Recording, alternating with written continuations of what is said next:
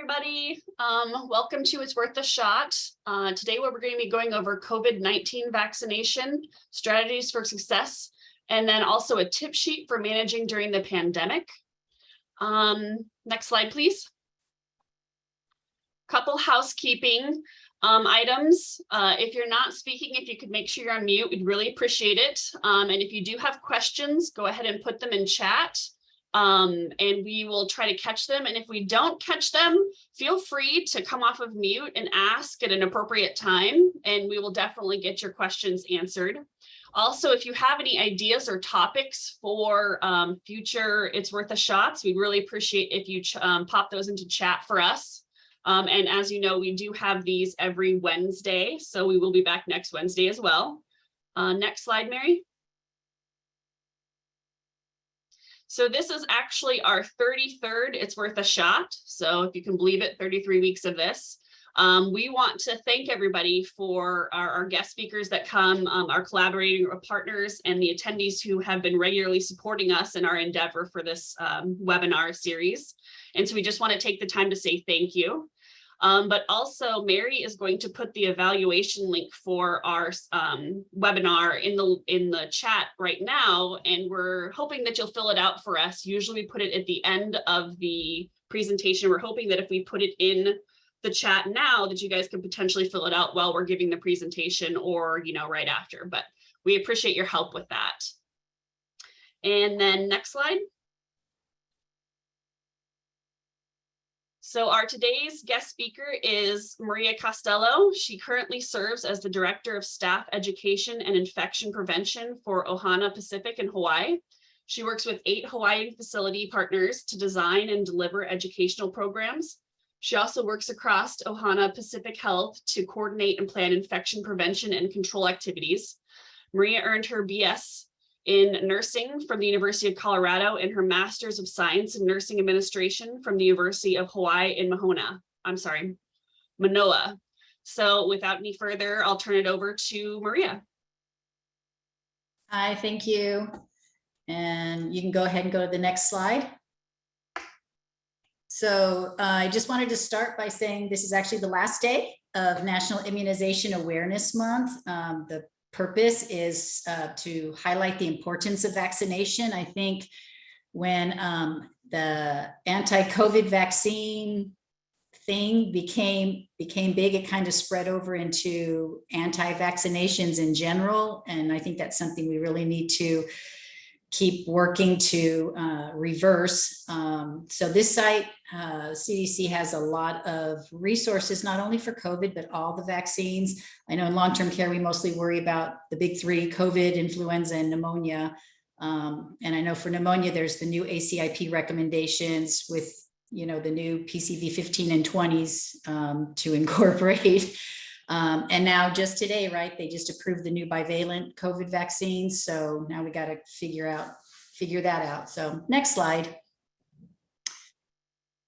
So we are tired, right? So 2 years, 7 months, and 13 days. Was the first documented case of COVID in the United States, 957 days ago. So that's how long we've been at this, right? And then 2 years, 5 months, and 20 days. That's how long ago the SARS-CoV-2 virus was declared a pandemic. So more than 900 days and counting, because I think a lot of people tend to feel like, oh, the pandemic's over, we're going to just make it endemic and we're done, but we're not. It's still an issue. And then the 1 year, 8 months, and 17 days was when the first COVID vaccine was given in the United States, past the clinical trials, and that was given to a nurse, right? So that was exciting. So we've been at this COVID business for a while. I know we all have COVID fatigue, vaccine fatigue, PPE fatigue. These are all very, very real challenges. So next slide. So this is a summary of the data from our facilities. We have 8 facilities here in Hawaii. And this is from the NHSN data ending the week of October 21st or August 21st. So you can see for our primary series, our residents were above 90%, averaging 95% across all of them, and our staff were between 94 and 99%. across all of our communities. And then our up-to-dates, those are a little more of a challenge because some people are like I said, vaccine fatigued out and do not want to get boosters. And the over 50 crowd, it has to be, or 50 and over has to be the 2 boosters. So those numbers are a little bit lower, but still pretty good. Our one facility where the resident boosters were 47%, that's actually higher now, but that was delayed because they actually had a pretty significant outbreak in that facility. And so we delayed giving any boosters until that was cleared. So, and then I think the numbers might drop over the next few weeks because I don't know when the bivalent vaccine is going to be available, but now we can't use the original booster vaccine. So as we get admissions and new hires and we can't boost them, our numbers are likely to drop. So next slide.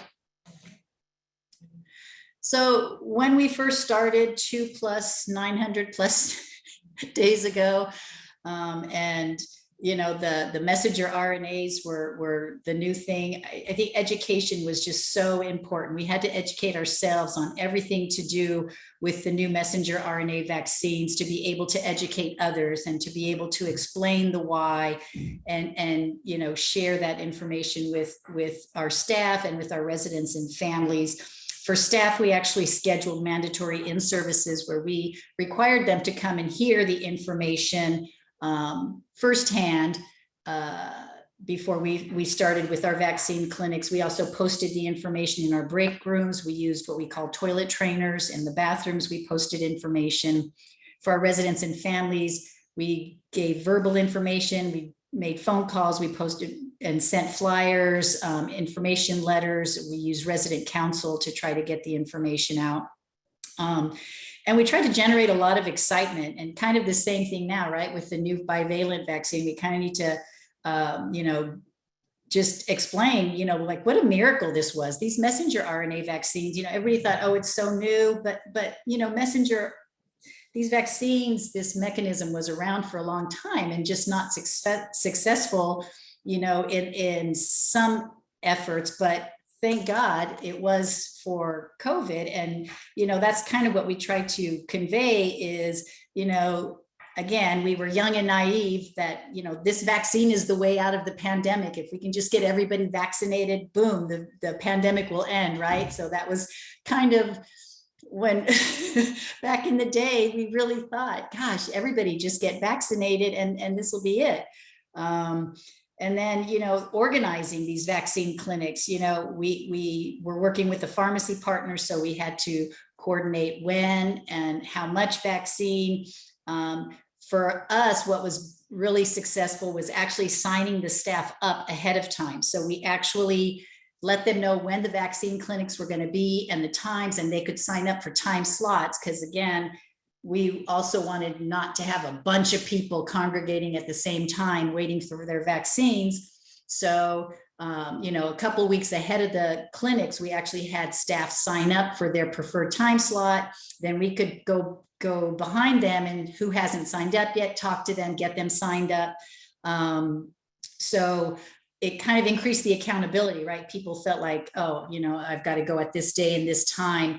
And then it also helped us to keep track of who had not yet signed up, and we needed to talk to them and get them engaged and get them signed up. So our initial vaccine clinics were really successful with our staff in that way. And then, we did the same thing with residents, and we even did outreach to the community members if we knew we were going to have extra vaccine. If residents' family members that were eligible wanted to get vaccinated, we were ready with the paperwork so that they could do that. If we had staff family members who were eligible and we had extra vaccine, we would accommodate them as well, because we didn't really want to waste any vaccine.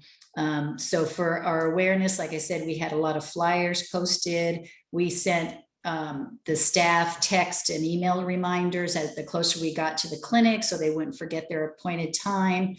And again, phone calls, especially to the residents, if they had a responsible party, if they were not self-responsible, we had to get them on the phone and educate and send the consents and get them back or get the verbal consent. So that was a lot of work up front. And then I think one of the biggest strategies is to assume vaccine acceptance. Don't say, hey, would you like to get a shot, or would you like the COVID booster? But say, hey, we've got a COVID booster with your name on it, or, we vaccinate every Wednesday. So, next Wednesday we'll be ready for you. Here's the information. And it's, what I think others refer to as the presumptive approach. But we just, approach it like, no, this is a good thing. This is normal course of business. We come in, we assess your vaccination status, and we give you what you need. So that seemed to work well for us. So next slide. Maria, we have a question. The question is, when you say you can use the COVID vaccine, does that mean the facility that have vaccines should not be using it? I think they're referring to when you talked about the bivalent, the new bivalent. Yeah, I just read this morning, right, that the bivalent vaccine was FDA approved as of today, which means the monovalent vaccine is no longer approved. And our pharmacy then told us we will not be sending out any more of the original Pfizer, Moderna boosters. And, they're ordering the new bivalent, but I think the CDC still has to chime in. So right now, all of our booster clinics are on pause until we get further information. Okay, I was just making sure because we hadn't got that information yet. And so I didn't know if we should even be doing our Friday clinics. And it looks like Kyla said that the CDC votes on Thursday or Friday this week about the continuation. Okay, all right, thank you. Yeah. Okay, so ongoing battles. So of course, we all know the vaccine is less effective in preventing disease, especially with all the variants that came after the original. So now instead of saying, hey, this is the way out of the pandemic, it's more like, here's how you're going to not die and keep from getting really sick. So that's kind of how we had to change our message, but there was that great talk last week here on Worth a Shot about the misinformation and disinformation. So that was covered really well. So I won't go into a lot of detail on that, but the internet is very problematic, and it's really hard to change somebody's mind once a belief has taken hold, right? And it's been amazing and really horrifying how political COVID and the COVID vaccine became. So I think we really just need to have a consistent message that explains the why, of the vaccines, and just, try to just combat that conspiracy theories and everything, with just the science. For vaccine hesitancy, the World Health Organization names it as a top 10 threat to global health. And, that's true. And we see that, right? Even though the United States did somewhat well with vaccination, there are still countries that haven't even gotten primary series, and everybody travels everywhere now. And especially, here in Hawaii, everybody comes to Hawaii. So, it doesn't matter if we are well vaccinated. It matters if the whole world is vaccinated. And we've just not done a good job of that. And the vaccine hesitant, this isn't the hardcore anti-vaxxers. These are the people that are thinking, oh, not yet, I'm not sure, so those are the ones we kind of want to focus our energies on. We see it in action, right? Because this pandemic has just gone on and on and on. And now we're seeing polio, and we're seeing measles, and we're seeing monkeypox. And, it all goes back to people that maybe should have been vaccinated and weren't, especially with the polio. And then there's COVID fatigue. We are all sick of hearing about COVID, and we're sick of dealing with it. Everybody's over it. But the virus is not done with us yet, right? So we have to kind of keep battling against that. The waning vaccine effectiveness, that was, waning over time, but then also with all the variants, the initial effect was so, again, miraculous and amazing. It was, I personally was just so thrilled early on in this pandemic, but then like flu vaccines, they just wear off over time. And then all these variants came in and outsmarted us, which is saying something, right? We all have brains, they don't, but they seem to be getting the better of us. And then vaccine fatigue, it took maybe 2 shots initially, and then we had to get a booster. Now we had to get a second booster if you're of a certain wonderful age. And now here comes flu season, and we're going to have to get a flu vaccine. I know early on there was maybe there's going to be a combination COVID flu vaccine, but I have not heard anything about that. And now the bivalent, and maybe those of us who have already gotten a second booster, now maybe we're going to get this bivalent booster as well. So people are kind of sick of, getting shot, but as far as I'm concerned, I'll take a shot every day if it keeps me healthy. And then the variants, like I said, decreased the vaccine effectiveness, continued the outbreaks and the waves that we keep seeing. And we all know as long as COVID circulates, it's going to mutate, and it's going to continue to be an issue, as throughout the world until we figure it out better. And like I said, there are disparities. There are countries that haven't even gotten their primary series. There are cultural and ethnic issues that deal with, trust with the government and what are people trying to do, and their perceptions of health. And then there are access issues, right? There are some people in places that they can't even get the vaccine if and when they want it. So these are all ongoing battles that we have to try to work through. Next slide. So strategies for these ongoing issues, similar to our initial strategies, right? Education is just so important. I think all members of the healthcare team in your facilities or communities really need to be vaccine advocates. It has to be a consistent message from everybody, that our residents and our coworkers are going to come in contact with, that, we believe in, the effectiveness of vaccines. And I think our education has to be ongoing and never ending, regarding the vaccine, regarding the variants, regarding the treatments. We just always have to stay current and consistent, and really take advantage of educational opportunities. There's so many webinars, articles, websites, studies that you can share, with coworkers. And, for example, there was this article out of the University of Hawaii School of Medicine. They did a webinar, and there was this graph that they shared that showed, cases of COVID, hospitalizations due to COVID, and deaths due to COVID by vaccination status and by ethnicity. So I could really point out to our native Hawaiian population and our other Pacific Islanders that, their numbers are higher than average, or than the vaccinated, or, across the United States. And that, that kind of was eye-opening for them, and helped some people kind of feel like, okay, we should not have that disparity. I know DKB Med has great webinars. University of New Mexico has this great COVID Echo series every week. This Worth a Shot series is really good. So I'm always looking for, opportunities to see what's the latest and greatest. And then messaging, I think, is, really important to listen to the audience that you're trying to educate, and hear what's important to them, and why they might have some hesitation, and tailor the message to that.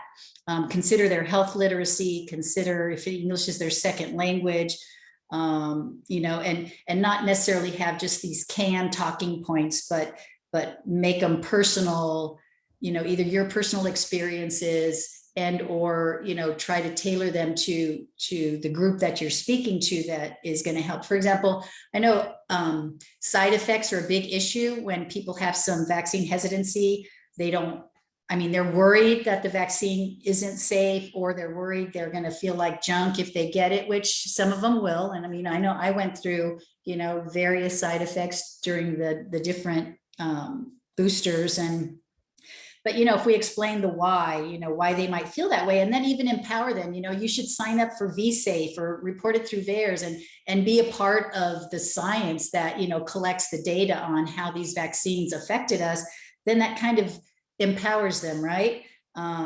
So you kind of want to be empathetic too, and understand, why they might not be able to afford to not work if they feel like junk. And I hear that a lot. It's like, oh, I don't want to get it this Wednesday because I have to work tomorrow, and I don't want to feel bad if I'm working.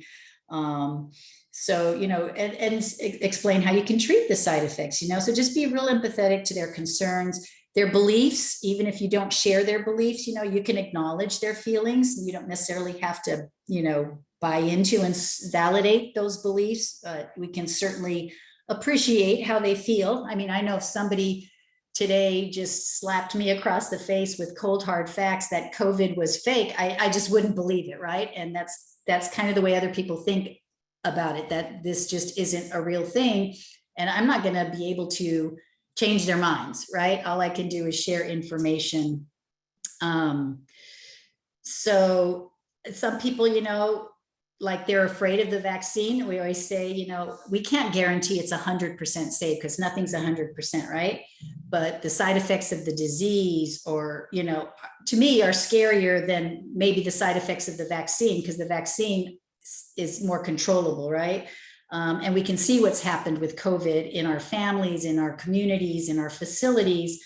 And that's something, that we can empower them, right? Even if they're worried about it, or, they don't want the government controlling them or whatever. If the control is kind of their issue, it's like, well, this is a way to take control of your health. Even though the vaccine efficacy isn't as strong, there's still a benefit, and you still want as much protection as possible. And so this is kind of a way to increase the control over your own health and what happens. And it's your way to decrease the burden to our healthcare systems and our healthcare workers, our hospitals, our long-term care facilities, and your family, just that greater good, which works for some people. For some people, I know it doesn't, but we just want to, again, just figure out where they're coming from and try to address that issue. We can acknowledge that there's mistrust. There is a lot of information overload. Again, the misinformation and disinformation. It is too much information out there, and it's not all good, but, we really want to encourage people to listen to the science and just visit the reputable science-based sites, and not just anything that they've come across. And then assessing. So assessment is just constant. You have to constantly be tracking your residents and the staff vaccine as the staff turns over, as the residents come and go. And I personally am a fan of the NHSN event level worksheets. I think they are very helpful, because you kind of have to keep them up for your weekly reporting.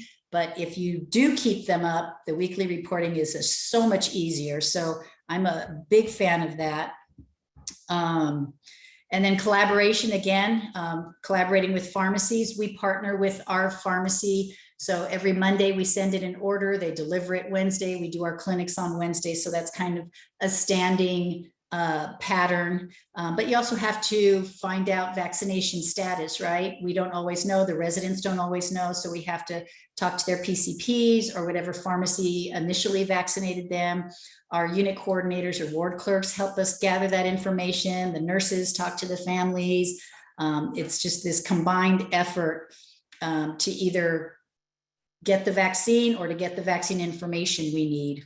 And then organizing the vaccine clinics, right?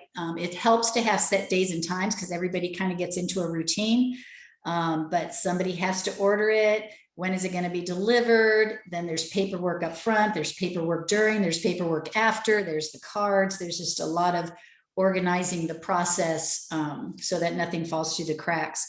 And then availability of the vaccine. We always try to minimize waste as much as possible. There were weeks where we didn't have, either one or the other available. So if residents or staff wanted a certain brand, we had to kind of delay it until we could get it. But, like I said, some staff, they don't want to come on the day we can offer the clinic. So then either they go outside and get it, or they just keep kind of putting it off. So we keep chipping away at those people. We have to just keep working on the awareness, keeping the staff and the residents current on the latest vaccine information and the eligibility, and those that are not yet up to date, we just try, without being overly pushy, but a little bit pushy, just keep reapproaching them, finding out if there's a concern we can address or any lingering questions we can answer that might help them make a decision. And then we have to have our champions, right? So especially leadership, but really, again, any member of the healthcare team should be advocating for vaccines. But we also have informal leaders among our coworkers that we can identify, community leaders, even resident council. If there are people in there that can help you get the good word out, that's what we try to do a lot of too. And then there's also, every time when we reapproach, it's when we have an outbreak, right? Just one positive, whether it's staff or a resident, then we have to go into outbreak testing mode in that area. And then anybody who's not up to date goes into quarantine. So when that happens, we take that opportunity to say, if you were up to date, when these outbreaks occur, you wouldn't have to go into quarantine. We could just, monitor you. And so that's another opportunity that we can take to encourage them to get boosted. And then again, don't forget the other strategies. So there's still the ongoing prevention strategies of masking, distancing, shields, don't be out in the crowds. And we do try to tell our staff of course, we can't dictate their personal lives, but to just be aware or more aware of where they work and the risk of bringing whatever into the facility, to maybe think about that when they are on the outside. And of course, testing, there's the endless amounts of testing that we do. But, just consistently providing accurate, reliable information, sharing personal experiences, and just being persistent and reapproaching is what we try a lot. So next slide. Maria, we do have a statement. Yep. We have staff see coworkers who are vaccinated getting COVID, some very sick. So that's why they don't want to get vaccinated as well.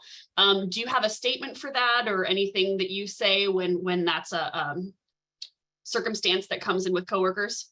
Yeah, and again, if you look at the data, nothing is 100%, right? It's not going to keep 100% of the people from getting sick, but it's going to keep a big majority of the people from getting really sick and needing to be hospitalized or ventilated or worse.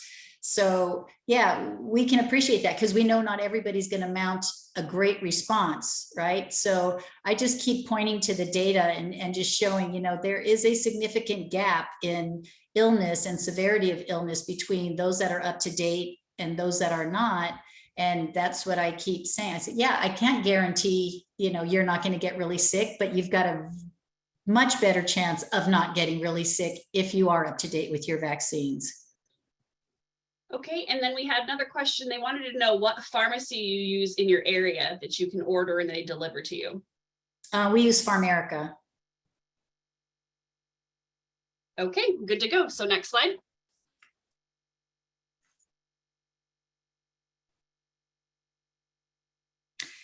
So I'm not going to read this to you guys. It can go out in the slides. This was from very early on in the vaccine campaign. Somebody sent this. I think they saw it on Facebook or something, but they knew, I was all about the vaccine. So they sent it to me. So I really don't know who to credit this to.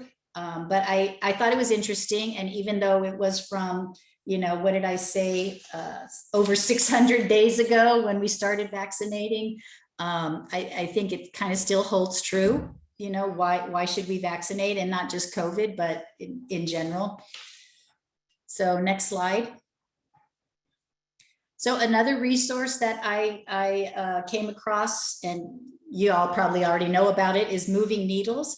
So this is AMDA and the CDC partnering to try to figure out how to make immunizations just the norm and increase our utilization of the vaccines. So I don't know anything, but I think what I understand is that as early as next year, if you aren't already, CMS will likely require flu vaccination status to be reported along with COVID status, as we are doing this year. So that's probably a trend that's going to continue, but again, the message is just that vaccines are normal. The COVID vaccine is normal, and now we've got this new bivalent vaccine that's coming out, and again, start talking about it, get excited, because this is hopefully going to keep these people that, even though they got boosted, they've gotten sick. This one is targeted towards the Omicron B4 and 5, which is pretty much taken over the United States. So hopefully we will start seeing, our numbers come down the way they did early on in the pandemic when the vaccine first started. So that, I think, is the end of me. Next slide. Yeah, it's just some of the resources I used, and that's it. Oh my God, I think I took up all the time. I'm so sorry. That's okay. Nope, you had very important stuff to talk about, so we really appreciate you being on, Maria. Kyla did just put the website in for movingneedles.org. So if you guys want to go to the chat and click on that, you can read some more about what Maria was talking about there. And then obviously here are her resources. I was supposed to be doing the managing during the pandemic tip sheet, which is just a new resource that Mountain Pacific has started to use. So we will just move that to a later date and present that on another It's Worth a Shot. Does anybody have any more questions for Maria? Okay, I want to thank you guys all for participating with us. And if I could remind you to please do the survey that's in the chat, we'd really appreciate it. And we'll see all of you guys next week on the, September 7th for the next It's Worth a Shot. So thanks again, and you guys all have a great day. Sorry, Miranda. I guess I'm not a fast enough talker. Nope, perfectly fine. Just gives me more time to Nice prepare. job, Maria. All right. I'll see you guys later. Bye. Thank you.